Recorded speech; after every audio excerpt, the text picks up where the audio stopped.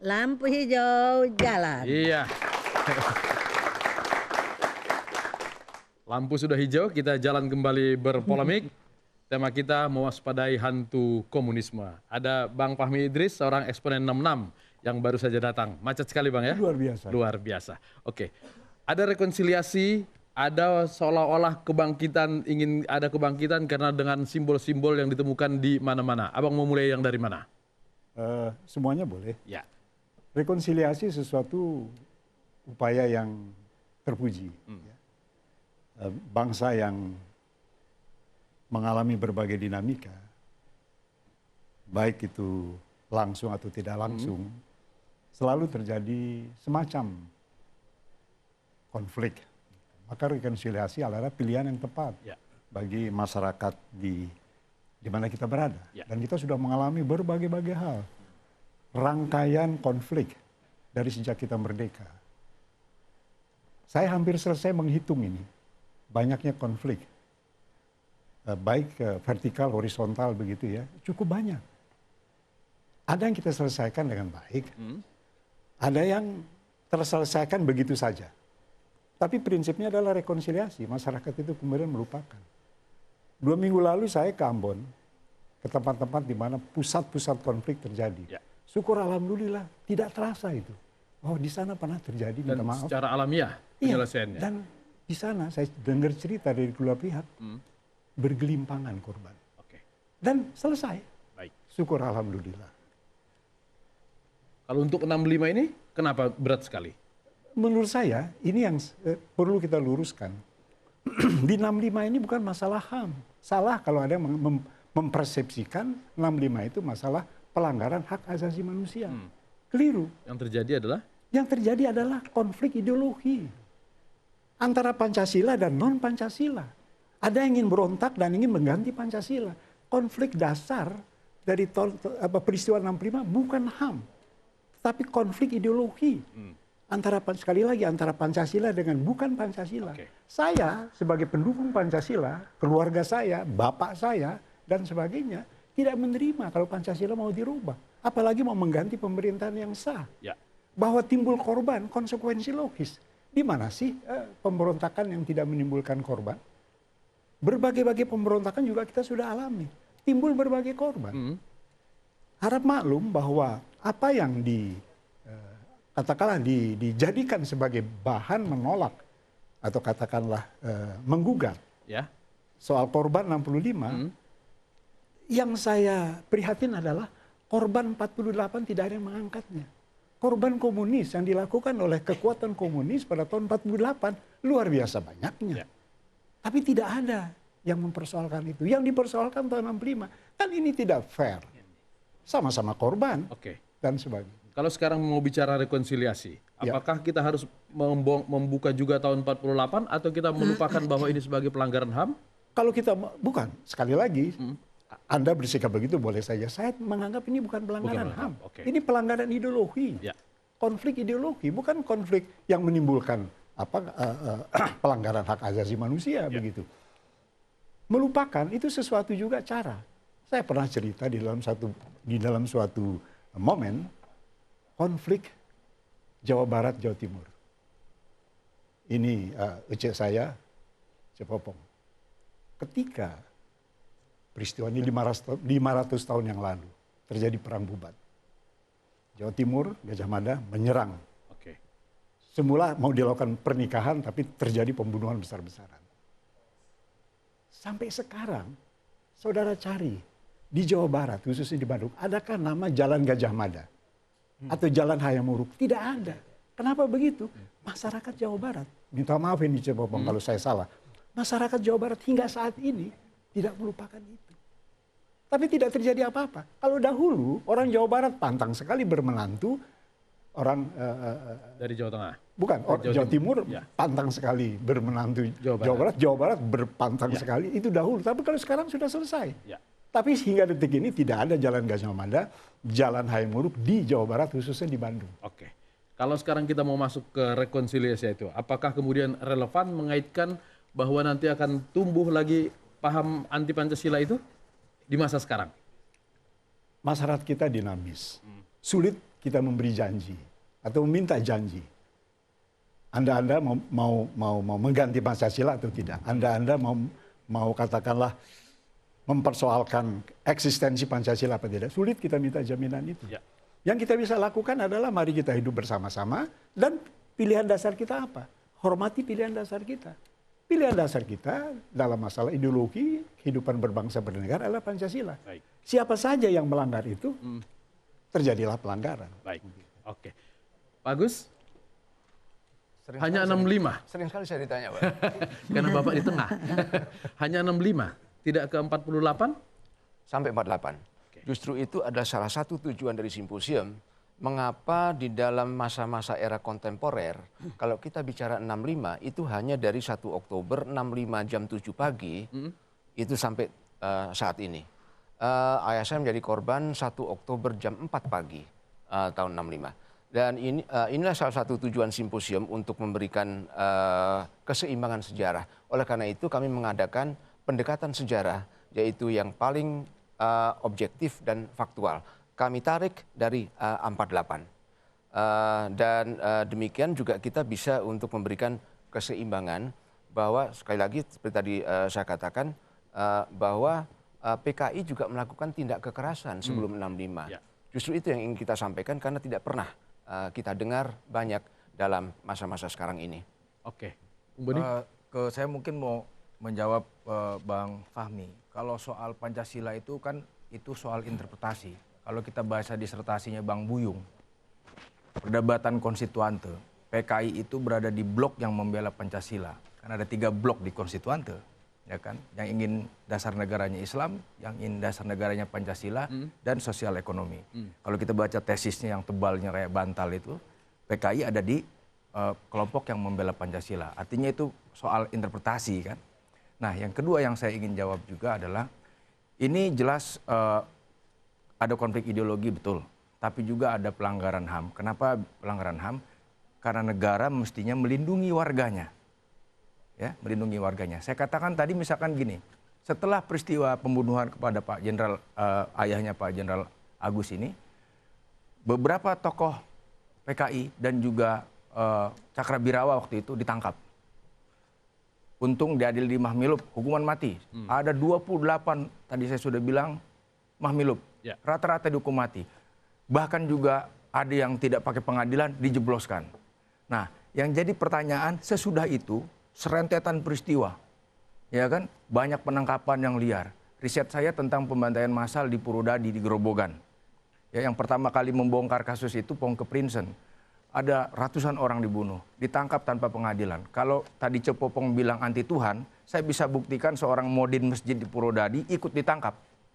Jadi yang terjadi tahun 65 sampai dengan tahun 69 ini bukan hanya konflik ideologi komunis Pancasila, tapi satu political genocide untuk menghabisi lawan politik waktu itu.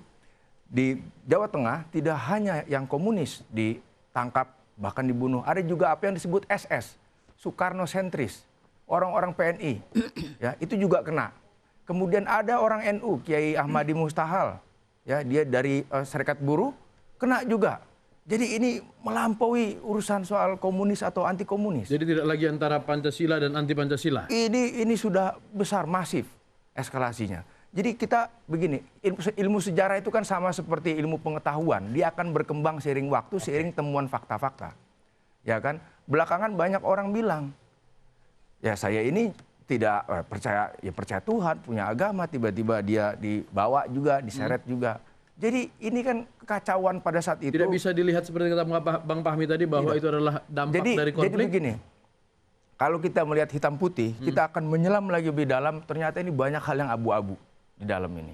Itu yang saya kira etikat pemerintah untuk menyelesaikan ini melalui simposium, melalui beberapa kegiatan, saya kira harus didukung. Ini momentum, dan Indonesia bukan satu-satunya negara yang menghadapi masa lalu. Jerman misalkan, bagaimana tahun 60-an mereka menantang pemerintahan anak mudanya, banyak sekali Nazi yang masih bekerja di pemerintahan. Mereka juga ada sedikit pergolakan. Tapi kita harus maju ke depan, membentuk budaya demokrasi yang baru lah, meninggalkan yang sudah lewat. Terima kasih. Ada tanggapan lagi Bang? Salah satu unsur yang absen pada saat mendirikan republik ini adalah komunis. Coba buka buku sejarah. Komunis tidak ada. Tahun 20-an komunis Bukan, dan saya Islam. bicara proklamasi. 26. Saya bicara proklamasi. Proklamasi itu tahun 45. Mereka tidak ikut sama sekali. Sejak Juni ketika Bung Karno mengumandangkan pidato Pancasila hingga proklamasi diproklamirkan, unsur komunis tidak ada. Di Kenapa tidak ada? Jepang tidak. Nanti dulu, saya selesaikan dulu. Anda bicara, saya diam. Ya, Oke. ini diskusi yang akademis, jadi Oke. kita saling menghormati. Ya, tidak hadir komunis. Karena kenapa? Komunis sibuk di Madiun mempersiapkan Soviet Indonesia dipimpin oleh musuh. Jadi ketika kita sibuk mendirikan republik, bahkan ketika kita memperjuangkan berdirinya republik, komunis itu berada di tempat yang lain. Begitu. Artinya garis hitam putih bahwa Pancasila Sudah dan ada. anti Pancasila itu sudah ada. Oke. Sudah ada. Maka itu ketika terjadi 48 tidak heran, tidak mengherankan.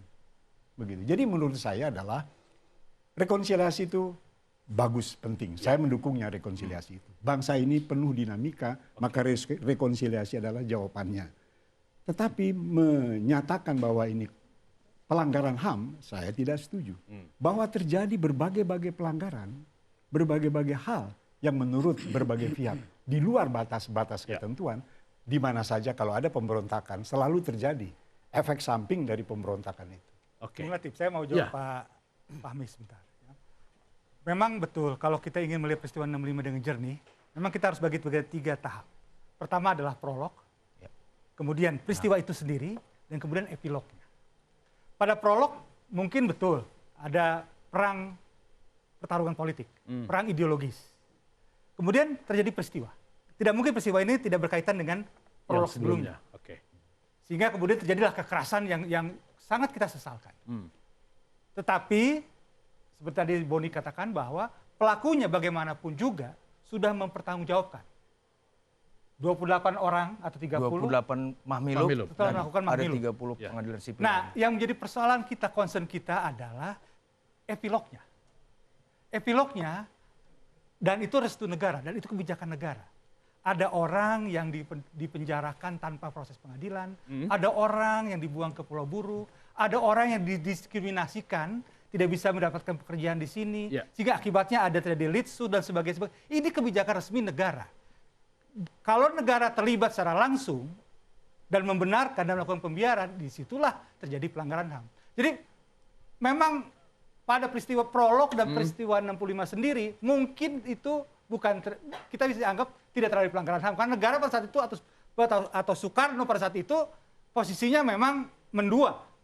Tetapi ketika Orde Baru atau pemerintahan Soeharto sudah stabil dan kemudian terjadi rangkaian-rangkaian semacam itu, disitulah yang disebut terjadi pelanggaran hak asasi Oke. manusia.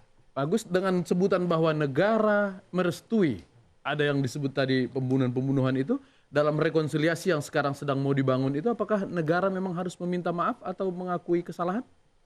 Kata maaf ini menjadi rumit, adalah masalah semantik. Masalah semantik yang diberi bobot politik. Ini yang membuat rumit sebetulnya. Kalau kita tetap pada kaidah bahasa, maaf itu diberikan atas perbuatan melakukan kesalahan. Mari kita lihat kesalahan ada di mana. Tetapi juga kesalahan itu, saya berpendapat, dalam suatu tindak kekerasan tidak hanya dimiliki oleh satu pihak saja. Ya. Sampai tingkat tertentu semua pihak yang terkait itu mempunyai kadar kesalahan. Sehingga juga punya kadar untuk minta maaf. Dan untuk pelanggaran HAM berat memang kita cari itu pelanggaran HAM berat.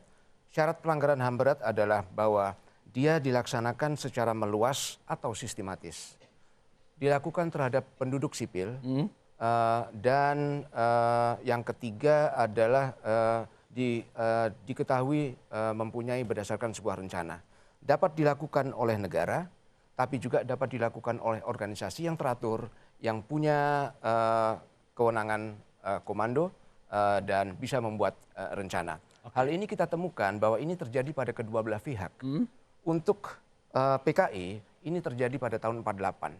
Mereka banyak membunuh dan saya apresiasi tadi Popong untuk tahun 48. Sayangnya saya memberi panggung, Bu, agar materi yang Ibu sampaikan itu keluar di simposium, tidak ada yang Tidak ada yang bersedia datang. untuk bicara. Sayang sekali. Akhirnya pembicaraan dikuasai oleh pihak kiri. Ya. Seolah-olah bahwa kembali lagi pelanggaran HAM berat itu terjadi setelah tahun 45. Nah, kalau kita temukan pada kedua belah pihak, maka memang kedua belah pihak itu patut bertanggung jawab atas terjadinya tragedi 65 itu. Oke. Dan masing-masing punya tanggung jawab untuk menyesalkan terjadinya pelanggaran HAM berat yang menyebabkan pihak-pihak tertentu kehilangan atau mengalami kerugian Baik. atas tindakan kekerasan mereka. Ya, kalau negara kemudian bisa dianggap sebagai ikut merestui, negara masih ada, bisa minta maaf. Kalau PKI dianggap bersalah, siapa yang harus minta maaf? Dari pihak PKI-nya. Ya.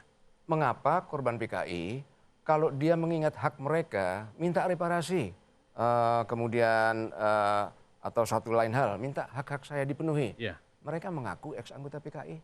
Tetapi kalau dituntut untuk kewajibannya bahwa sebagai organisasi PKI juga ikut bertanggung jawab dan perlu untuk juga minta maaf kepada bangsa Indonesia, mengapa itu dihindari dengan mengatakan bahwa PKI sudah tidak ada? Siapa yang minta maaf? Ini harus ada kejujuran untuk diri kita sendiri. Syarat untuk rekonsiliasi adalah kita punya kejujuran untuk diri sendiri. Yang kedua adalah kita mulai dari diri sendiri untuk berdamai dengan masa lalu. Dan yang ketiga, kita harus mampu untuk memutuskan dari masa lalu untuk siap memasuki rekonsiliasi. Oke, baik. Cipopong, kita break lagi? Udah habis? Belum. Kok cepet-cepet amat. Masih lama. Bukan habis tes season iya. Iya. Baik, ya kan? Kenapa tadi disampaikan ada yang ketakutan hantu? Iya. Nah, adek mah baru datang jadi tidak tahu hantunya kayak apa tadi. Mangga, ya kan? Kenapa? Nah, oleh karena itu yang namanya anti Pancasila, kan dia teh anti Pancasila tuh, Ya. karena ketuhanan yang Maha Esa kan. Yang namanya anti Pancasila disebutnya oleh TNI bahaya laten. Kan begitu? Ya. Bahaya laten teh kalau menurut Cepopong mah sampai kiamat pun mereka tidak akan berhenti. Itu adalah terjemahan bahaya laten. Sampai kiamat pun tidak akan berhenti. Bukan mau membunuh jenderal lagi, tapi paling tidak palu aritnya, Ya. palunya, aritnya, palunya, hidup lagi. Mangga.